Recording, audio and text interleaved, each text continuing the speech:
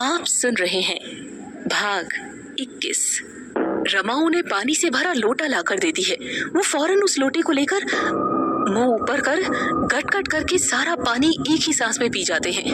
वहां मौजूद सभी लोग उनको इस तरह पानी पीते देख हैरान रह जाते हैं। पानी पीने के बाद थोड़ा संभलते हुए वो पार्वती से बोलते हैं, मत पूछो पार्वती बहन, बस यूं समझ लो आज तो आप सबकी दुआओं और मेरी बिटिया के प्रताप से मौत के मुंह से बचकर आ रहा हूँ। आज तक कभी जिंदगी में वो सब नहीं देखा जो आज मेरे साथ हुआ। मनोहर लाल के मुंह से ये शब्द सुनकर सभी सकते में आ जाते हैं। खुशबू तो डरकर उनके सीने से लगकर रोने लग जाती है। मनोहर लाल उसे संभालते हुए चुप कराते हैं। पर क्या हुआ भाई साहब, और ये आपके कपड़े इस तरह अस्त व्यस्त धूल में सने हुए क्यों हैं? पार्वती हैरानी से उनको देखकर पूछती है। मनोहर लाल सारा घटनाक्रम पूरा वृतांत उनको सुना डालते हैं। सुनते ही जैसे सभी के पांवों तले जमीन खिसक जाती है। किसी के मुंह से एक शब्द नहीं निकलता। कुछ देर खामोशी रहने के बाद पार्वती हिम्मत करते हुए आगे कहती है, ईश्वर का लाख लाख शुक्रिया जो आप उस आफत से बचकर सकुशल घर आ गए, वरना मैं खुशबू बिटिया को क्या मुंह दिखाती। आप हमारे लिए अपनी जान जोखिम में मत डाला कीजिए भाई साहब, जो होना है हो जाएगा, पर आप सही सलामत रहे। इस बच्ची की प्रार्थनाओं और भोले मन से की हुई ईश्वर पूजा ने आज आपको बचा लिया। कहते हुए पार्वती खुशबू को सीने से लगा लेती है। मनोहर लाल जेब से वो थैली निकालकर पार्वती की ओर बढ़ा देते हैं और गुरुजी द्वारा बताई वो सारी बातें भी सुनकर सभी दंग रह जाते हैं। पार्वती तो पूजा घर में जाकर भगवान के आगे दिया जला देती है और आंख बंद कर प्रार्थना करने लगती है। जब मनोहर लाल ने वो थैली जैसी पार्वती को दी थी, उसी समय कमरे में गुलाबो एक झटके से उठकर गुस्से में दांत पीसते हुए बड़ी बड़ी आंखें निकालने लगती है। गुर्राए हुए बदहवास सी इधर उधर चारों तरफ घूमने लगती है। मनोहर लाल रमा को अपने पास बुलाकर उसे गुरुजी वाली बात समझाते हैं। बेटा, आज मैं तुमसे गुरुजी की एक बात कहना चाहता हूँ। इस घर में जो मुसीबत घुस आई है, जिस भी मकसद से आई है, उसका मुकाबला यदि कोई कर सकता है वो तुम हो। गुरुजी ने कहा था वो एक सुहागन के रूप में शक्तिशाली होकर आई है और उस नकारात्मक शक्तिशाली सुहागन का सामना केवल एक पतिव्रता सच्ची नारी एक सुहागन ही कर सकती है, और इस घर में वो तुम हो।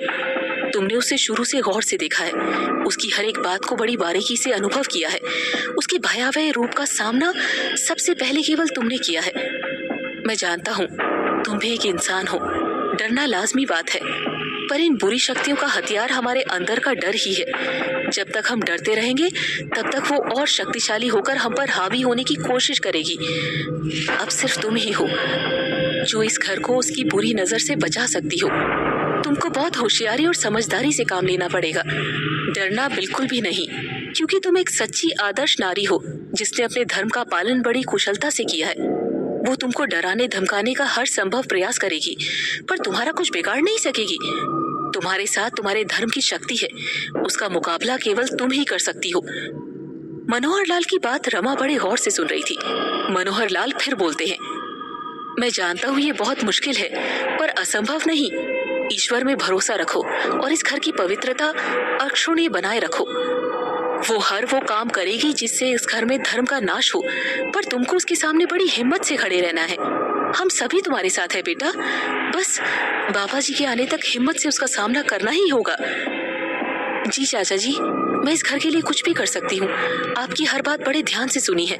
अपनी जान लगा दूंगी, पर उसे इस घर में अपनी मनमानी नहीं करने दूंगी। आगे ईश्वर की जैसी इच्छा। रमा आत्मविश्वास से मनोहर लाल से बोलती है।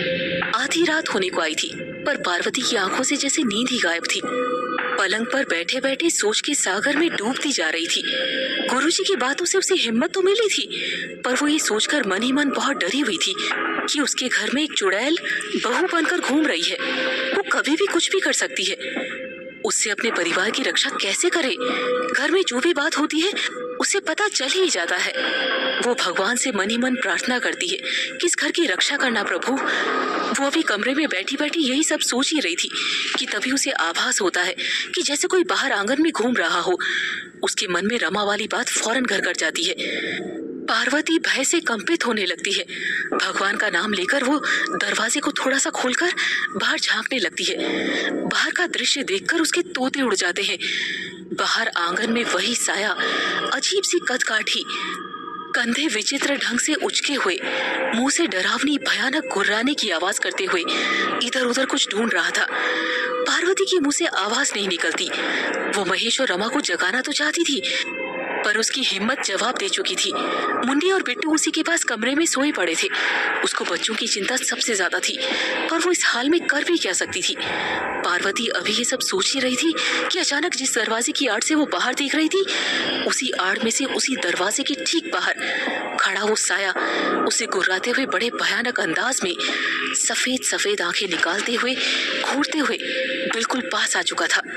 पार्वती की नजर जैसे उस पर पड़ती है, वो फौरन दरवाजा बंद करने को होती है, पर वो साया अपना हाथ बीच में अड़ाकर दरवाजे को बंद होने से रोकने की कोशिश करने लगता है। पार्वती का पूरा बदन सुन्न पड़ चुका था। उसके बूढ़े हाथों में इतनी जान नहीं थी कि वो ज्यादा देर तक उस दरवाजे को रोक सके। वो साया अपना हाथ अंदर घुसाने की भरसक कोशिश करता है। उसका हाथ देख करके तो पार्वती की और घिकी बन जाती है। जला भुना सा वो हाथ जिस पर चमड़ी लगभग निकल चुकी थी, नाखून बेतहाशा बड़े हुए, उंगलियां भी अजीब से आकार की। तभी वो साया दरवाजे में जोर से एक लात मारकर पूरा दरवाजा खोल देता है। पार्वती चीखते हुए पीछे जमीन पर गिर पड़ती है। अब वो भयानक साया ठीक दरवाजे की चौखट पर खड़ा खड़ा अंदर कमरे में झांकने लगता है। हवा के कारण उसके बाल चारों दिशाओं में उड़ते हुए उसे और भयानक रूप दे रहे थे। उसके पांव के पंजे एकदम उल्टे पीछे की तरफ, जिसपे बड़े बड़े डरावने मोटे कड़े पहन रखे थे। मुंह से लार टपक रही थी। जबड़ा दांतों की जड़ों तक स्पष्ट दिख रहा था। नाक लंबी और नुकीली। पार्वती को बड़ी बड़ी आंखों से गुस्से से दांत पीसते हुए घूरने लगती है।